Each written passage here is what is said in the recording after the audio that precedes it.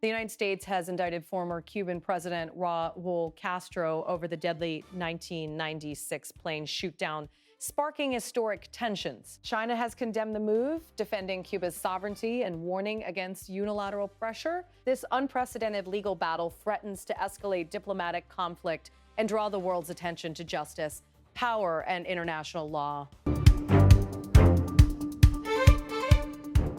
In a move that has stirred fresh tensions across the Americas, the United States has unsealed a criminal indictment charging Raul Castro, former Cuban president and key figure of the island nation's revolutionary leadership, with multiple counts related to a deadly incident that occurred decades ago. The indictment, revealed on May 20th, 2026, accuses Castro of conspiracy to kill U.S. nationals, multiple counts of murder, and destruction of aircraft connected to a 1996 tragedy in which 4 Americans lost their lives. The case immediately drew sharp rebukes from Cuba and strong condemnation from China, highlighting the broader geopolitical and diplomatic stakes at play. The criminal complaint centers on an event that has long shadowed U.S.-Cuban relations. In February 1996, 2 civilian aircraft operated by the exile group Brothers to the Rescue were shot down by Cuban military jets over international waters, resulting in the deaths of all on board. The indictment alleges that then Cuban Defense Minister Castro authorized the operation and coordinated with military leadership to carry out the strike, a decision that remains one of the most controversial in recent Cuban history. The case is notable not only for its historical significance, but also because it targets a former head of state, a rare step in U.S. legal proceedings. At a public event honoring the victims in Miami, acting U.S. Attorney General Todd Blanche described the indictment as a long-awaited pursuit of justice for families who lost loved ones in the attack. He emphasized that the case represents an effort to hold accountable those who allegedly authorized lethal action against American citizens even decades after the fact, while legal experts have noted that extradition of Mr. Stidines Castro is highly unlikely due to the absence of a treaty between the United States and Cuba. The symbolic weight of the charges carries immense political and diplomatic resonance. Raul Castro, now 94 years old, stepped down as president in 2018 and left his post as first secretary of the Cuban Communist Party in 2021. But he continues to hold considerable symbolic stature on the island. His leadership period was marked by the consolidation of Cuba's revolutionary institutions and a steadfast resistance to U.S. pressure. The indictment thus not only brings historical allegations back into the spotlight, but also highlights the enduring friction between Washington and Havana. The Cuban government responded immediately and forcefully to the indictment. President Miguel Diaz-Canel, who currently leads the country, denounced the U.S. action as politically motivated and illegitimate. Officials in Havana argue that the United States lacks legal jurisdiction over the case and has used the indictment to advance broader strategic objectives, including bolstering pressure on the Cuban state. Cuban authorities maintain that the 1996 shoot-down occurred over Cuban airspace and was a defensive measure against unauthorized flights, a position that has been challenged by international aviation observers. The timing of the indictment and the manner in which it was pursued reflect long-standing tensions in U.S.-Cuban relations. Over the past decades, Washington has implemented a series of sanctions and restrictive measures aimed at limiting Cuba's political and economic autonomy.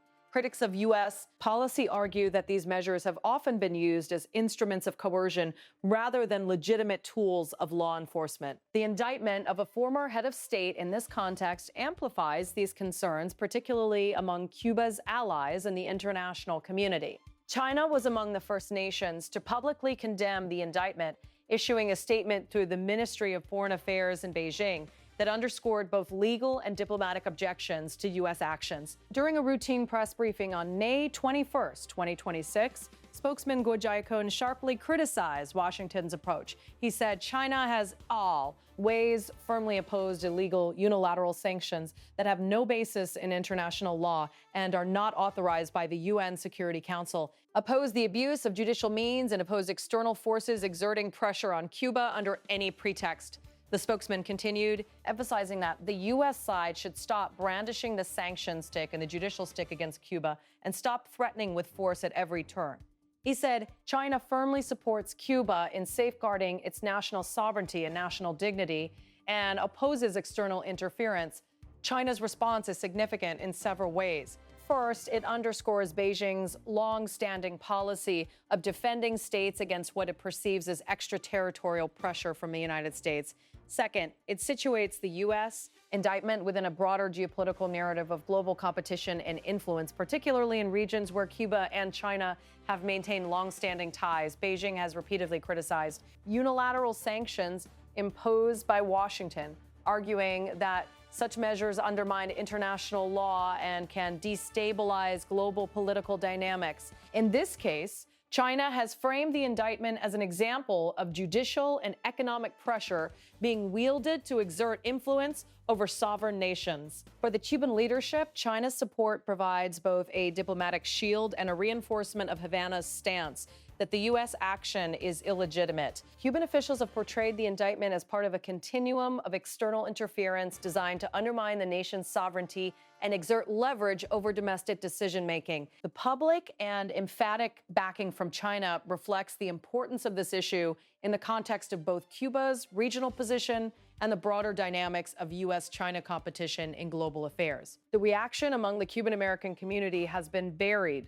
Some advocacy groups and family members of the victims have welcomed the indictment as a long overdue measure of accountability, arguing that justice cannot be subject to the passage of time. Others have questioned the efficacy of the indictment, noting that it may further entrench divisions between Havana and Washington while doing little to materially address historical grievances. Legal scholars point out that while the indictment carries symbolic significance, its practical enforcement is limited given the low likelihood that Cuba would cooperate with extradition or any form of trial in the United States. Beyond the immediate diplomatic and legal implications, the indictment has reverberated throughout the international community. Many Latin American governments, while not openly supporting Havana, have expressed caution regarding the precedent of indicting a former head of state from another country. Concerns center on the potential for such actions to inflame political tensions or undermine principles of sovereign immunity, which protect state leaders from prosecution under foreign legal systems in certain circumstances. Analysts also note that the indictment comes amid a broader trend of increased U.S. assertiveness toward Latin America, a region that has historically been sensitive to interventions perceived as coercive. The U.S. as government, according to officials, views the charges as a necessary step to uphold accountability for actions that caused the death of American citizens. By framing the indictment in this way, Washington signals that legal and moral responsibility remains a priority even when the alleged offenses occurred decades ago. In Havana, the indictment has been used by government officials to reinforce narratives of resistance and national pride. Cuban state media have highlighted the country's sovereignty and cast the USS. Legal action as part of a long-standing pattern of external aggression. Government spokespeople have emphasized that the Cuban state acted in accordance with its security protocols at the time and that the U.S.I. indictment represents a form of interference designed to delegitimize Cuban authority. The historical context of the 1996 incident is complex. At the time, tensions between Cuba and U.S.-based exile groups were high.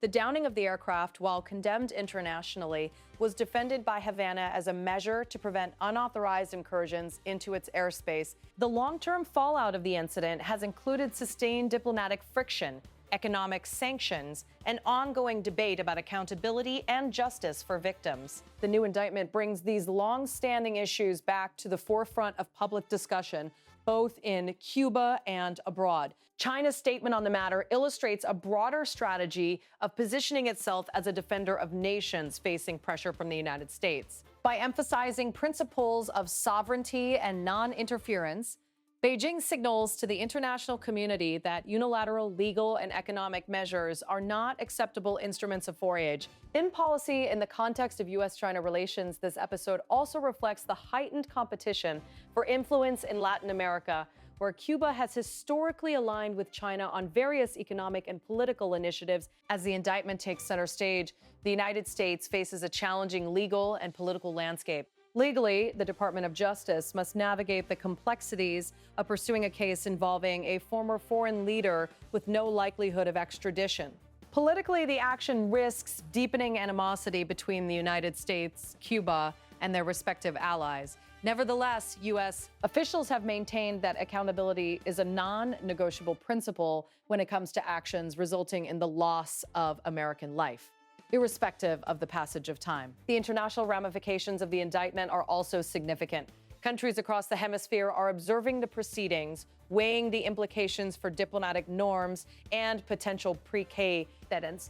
While few governments openly endorse the charges, the case has generated broader debate about the scope of extraterritorial legal claims and the limits of international enforcement mechanisms. The situation also illustrates the challenges inherent in reconciling historical events with contemporary legal standards, particularly when decades have passed since the alleged offenses occurred. Within Cuba, the government has leveraged the indictment to reinforce a sense of national unity and resistance.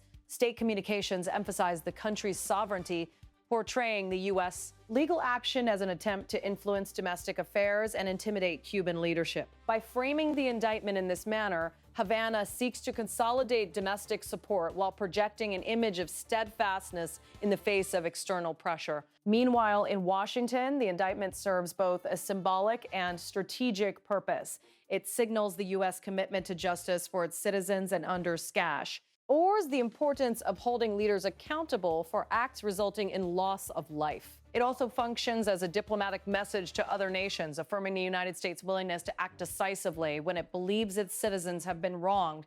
China's vocal opposition enhances the complexity of the situation. By publicly criticizing the United States and emphasizing the illegitimacy of unilateral sanctions and judicial actions, Beijing positions itself as an influential actor defending the principles of national sovereignty and legal fairness. This stance has broader implications for global diplomacy as it signals a willingness to confront U.S. actions openly and to challenge narratives that Washington seeks to promote internationally. The indictment also highlights the enduring legacy of historical conflicts in shaping contemporary international relations. Events that occurred decades ago continue to influence political calculations, alliances, and diplomatic postures. The reactions of Cuba and China, along with the varied responses from the international community, illustrate how historical grievances can remain potent and influence current policy decisions. Looking ahead, the United States may explore additional legal avenues to pursue accountability,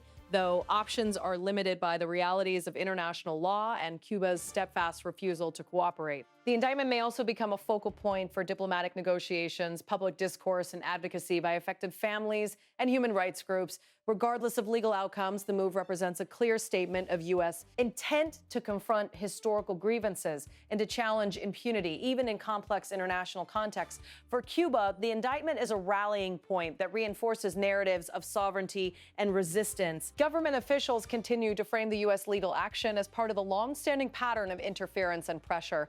China's support reinforces this framing, demonstrating the role of strategic partnerships in countering U.S. influence. Overall, the indictment of Raul Castro, combined with China's vocal opposition, has created a highly charged diplomatic environment. The case illustrates the intersection of historical accountability, legal principles, and contemporary geopolitical competition. It underscores the difficulties inherent in pursuing justice across international borders and highlights the enduring influence of historical events on present-day policy and diplomacy. As developments unfold, observers will continue to watch closely, evaluating the potential legal, political, and diplomatic ramifications. The episode serves as a potent reminder that actions taken decades ago can resonate across generations, shaping not only bilateral relations, but also global perceptions of justice, sovereignty, and accountability. In conclusion, the unsealing of the indictment against Raul Castro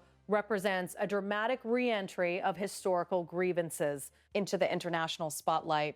The U.S.